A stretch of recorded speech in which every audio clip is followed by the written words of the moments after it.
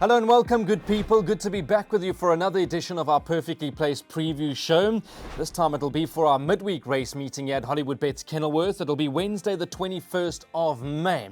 Now, we know it's a pre-recorded show, so I just want to give you the heads up. There's been quite a bit of rain already on this Monday. In fact, driving into Kenilworth to shoot this preview, there's been quite a bit of rain. Tuesday, they're predicting quite a bit of rain, and that leads us into Wednesday. So we're going to have to stand by for those conditions. I'm sure you'll be able to pick that up. We'll disseminate the information accordingly. But for now, a good card. Money to be made. I will give you the betting as we go along. First race goes off at 11:40. The bar pot starts race 2 at 12:15. PA race 3 at 12:50. The big one is the pick 6. That's race 4 at 13:25. First jackpot race 5 at 2 o'clock. And the second jackpot only starts in race 7 at 3:15. All things being equal, the last race will be race number 10, and that goes off at 5 o'clock.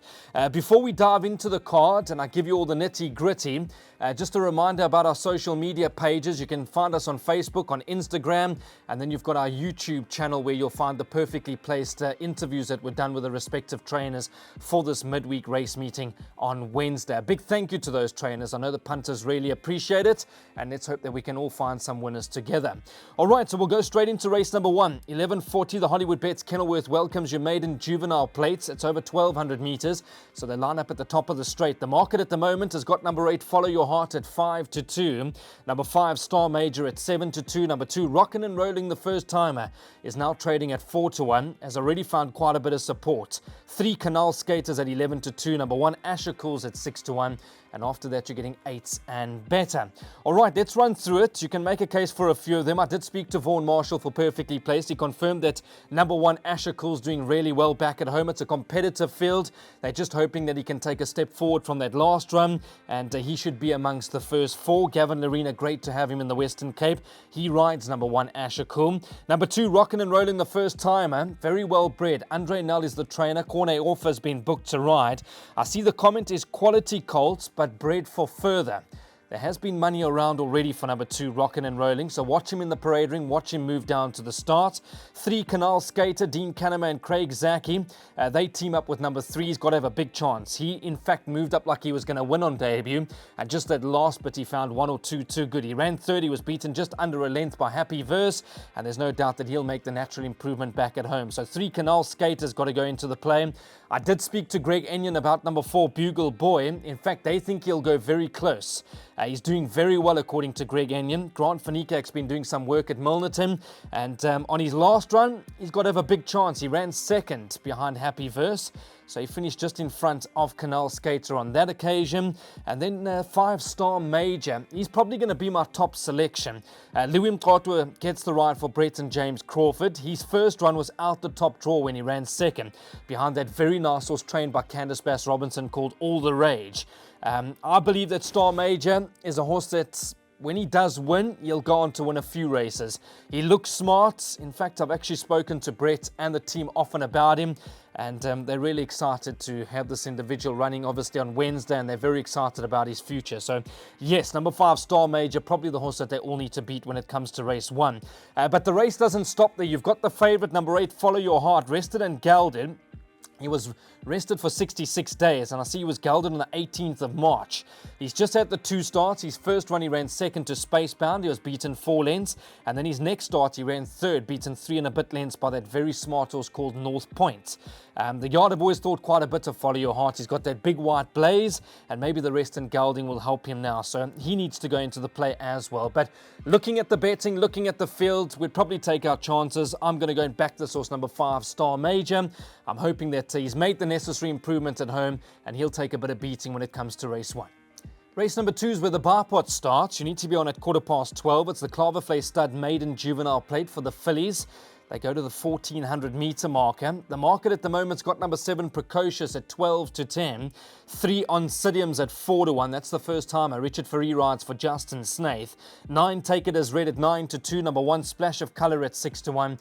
And you're getting 7-1 and better those. The comment for Oncidium, the first timer, I see Justin Snaith did say has an each way chance. So perhaps you want to watch this one in the parade ring, watch her move down to the starts. It doesn't look to be an overly strong race if you take the favourite out, Precocious. So 3 Oncidium, the first timer, a horse that we need to watch closely in race number 2. But I want to chat about number 1, Splash of Colour. Ran 6th on debut.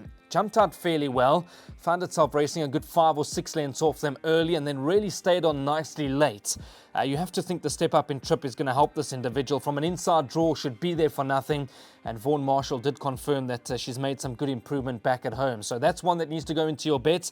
The stable companion number 2, Mighty Mary, Sean Veal for Vaughan Marshall. If you can, go and watch this horse's first run at Hollywoodbets Durbanville. I thought it was a great run.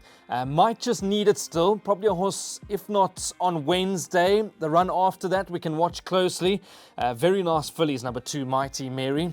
Definitely one horse that's on my radar, so I'll watch her closely when it comes to Wednesday's meeting. And then the horse that they all need to beat is number 7, Precocious. Elder Dimmer gets the ride for Candice Bass-Robinson.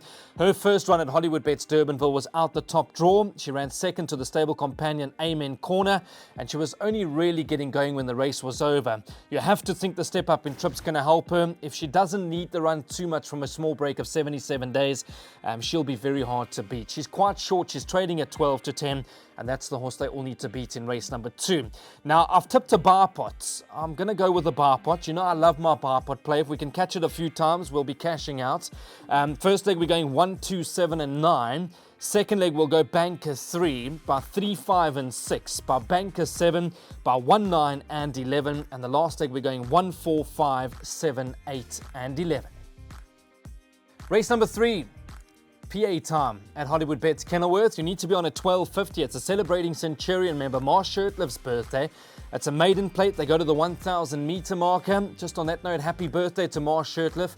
We know that he puts a lot of money into the sport that we love so much, and he's got a horse a bit later on that we'll spend some time chatting about. But from the Cape Racing team and from the racing fraternity, happy birthday to you, Marsh. All right, so the betting. 3 Tigers, 13 to 20, number 3. Number 9, Iko at 15 to 4. Number 1, Red Wave at 6 to 1. It's 8 to 1, number 4, African Memoir. And it's 20 to 1 and better those. Just a comment about African Memoir. I see Andre Null and his team did say has had issues and will prefer an extra 200 meters. So probably a horse that might just prefer a bit further in time. Trading at 8 to 1 is number 4. I'm going to keep it short and sweet. I really like this horse, 3 Tigers. I can't see him getting beaten. I penciled him in as a horse that we need to follow next time out. He ran second to Churchillian last time. A very smart horse trained by Candice Bass-Robinson. I spent some time at Milnerton on Sunday morning. In fact, I watched him do some work. I spent some time on Monday morning at Milnerton. And I like this horse as an individual. He's got a bit of spunk about him. I think he's a smart horse. And once he gets that first elusive victory out the way, he should train on from there. So short and sweet from my side. Start some multiples. 3 Tigers to win race number 3.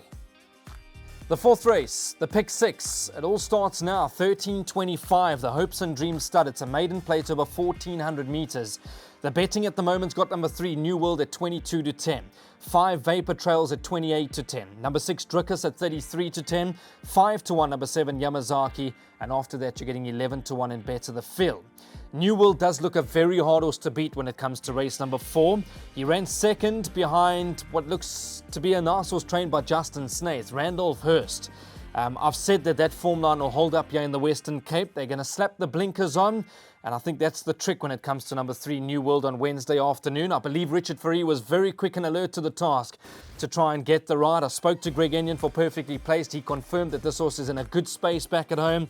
And from a good draw, you have to think that he'll be very hard to beat if he can build on that last performance. The dangers being number 5, Vapor Trail. You can't fault his form line. Gavin Arena's been booked to ride for Vaughan Marshall. He ran 4th, beaten just under 5 lengths by Gold Dust last time out. And then you've got Drickus, who did everything right last time out, and he got nailed on the post. He ran second to Father Christmas. I just think that the form lines of the 2-year-old of number 3, New World, are too strong for the older horses. I know it's not easy for 2-year-olds to take on older horses at this time of the year, but there's a bit of quality when it comes to number 3, New World. And I do make him very hard to beat. He opened up in the region of 3 to 1. He's already trading at 22 to 10. And I'm of the opinion that closer to race time, he'll be even shorter than 22 to 10. So I'm going to go with him in a big way. When I had a look at this race and I looked how we can make some money, if you don't want to back New World on the nose, you can go and take the swinger, 3 and 6. So 3 and 6 for me. The swingers, that'll be New World, as well as our good friend Drickus. Race number 5, it's my favorite time of the day because this is when the jackpot starts. This is the start of Jackpot 1. The Wolf Power Syndicate, it's an open maiden for fillies and mares. You need to be on at 2 o'clock. The market at the moment has number 7, Miss William at 11 to 10. Number 2, Sweet Conifer at 33 to 10. 1, Cape Captain at 5 to 1. The 9, White Waters at 7 to 1. And after that, you're getting 8s and better.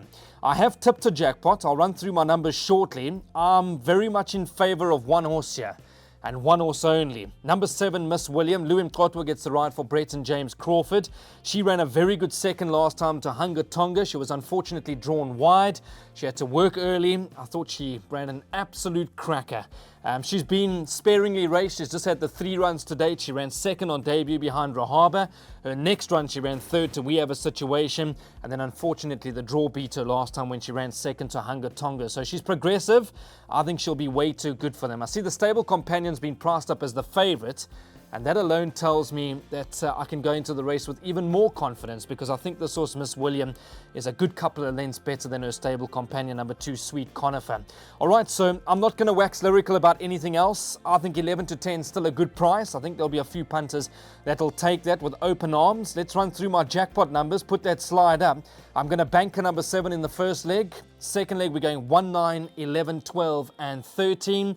By 1, 4, 5, 7, 8, and 11. By 3, 5, 6, 7, 8, and 9. Race number 6. Race number 6 is the Race Cape powered by Hollywoodbets. It's an open maiden for fillies and mares. Read that name, open maiden. They go to the 1800 meter marker. Favourites number 11, Beneath the Clouds at 7 to 2. 3, Sweet Summer Loves at 9 to 2. Number 9, Louis Stars at 9 to 2. 1, Sesame's at 5 to 1. 8 to 1, number 4, Hay Fever. And after that, you're getting 10 to 1 and better the field. Let's run through them. Number 1, Sesame, Chad Little, Glenn Cotson. They team up. They're having a good time of things in KZN. From an inside draw, you have to think she's a big runner. She was staying on beautifully last time out over 1,400 meters. And now that she steps up in trip to 1,800 meters from a good draw, she should be right there. Now, see how that horse goes in the previous race, Miss William. If she comes out to win, I have no doubt there'll be some support for this individual, Sesame. Those form lines could prove to be quite strong when it comes to race number 6. So you can make a case for her. Number 3, Sweet Summer Love, back from a small break of 95 days. Louis Mkotwa gets the ride for Brett and James Crawford. She's progressing. She too should love the step up in trip. I want to go down further. Down the page. Let's keep scrolling. Number 9, Louis Star, Greg Enyon and Richard Ferree. I've been waiting for this horse to step up in trip. 1,800, 2,000 meters, it doesn't matter. I spoke to Greg, 4 perfectly placed, and he said to me, I'm confident. Short and sweet, they're expecting her to go very close to winning. Apparently, she's flying back at home. This looks to be the right race for her. 61.5 on her back. I'm not too concerned about the weight. Richard Ferree would have gone back, watched the replays. He knows her well. And according to the yard, they don't want to know. They're quite confident that she'll be very hard to beat.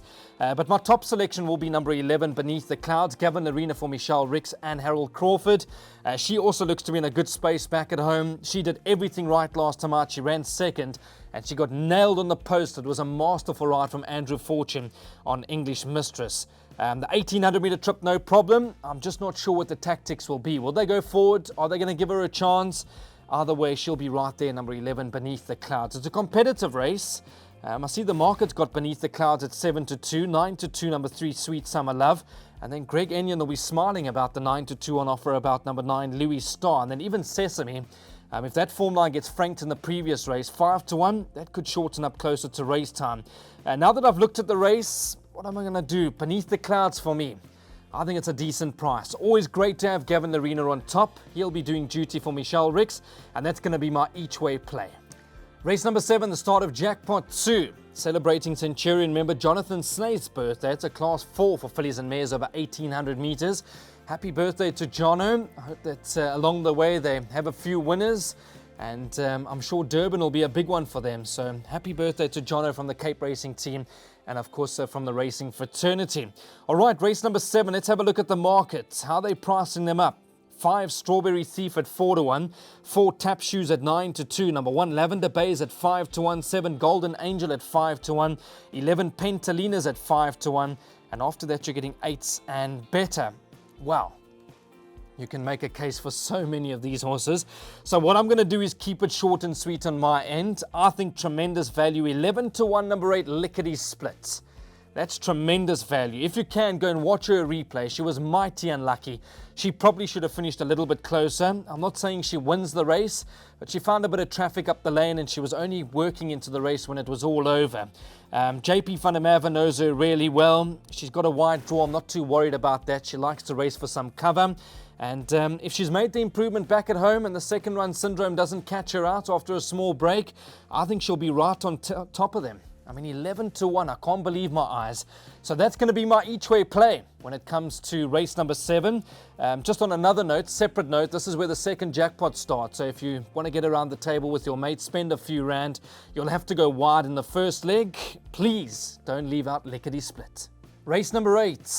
This goes off at 15.50. It's a Sutendal Estate, middle stakes for fillies and mares. They go to the 1100 meter marker. 3, Babelicious is your 2 to 1 favorite. Number 6, Back at the George at 4 to 1. 7, Worldcraft at 9 to 2. Number 8, Pink Pigeon at 11 to 2 with number 9, Peace of Mind. And it's 10 to 1 and better those. So there's a few obvious choices when it comes to race number 8. You can make a case for number 3, Babelicious. Aldo Dume gets the ride for Candice Bass-Robinson. She races with the blinkers on. Last time out she ran 3rd. She's honest. She's certainly one of those fillies that you would need to include if you're taking swingers, trifectas, exactas. She's done nothing wrong. I'm sure Candice and her team are hoping that she can get that breakthrough when it comes to race 8. She's just been so consistent and she's done well for Team Valor, Barry Irwin, Mrs. Vanashri and Mr. Anand Singh. And there's no reason. In fact, I'm battling to find a reason why she isn't the horse that they all need to beat when it comes to race 8. But the horse that I really like is number 5, Winter Rainfall. I see she's a big price. She's at 14 to 1. Please do not leave this horse out of your play.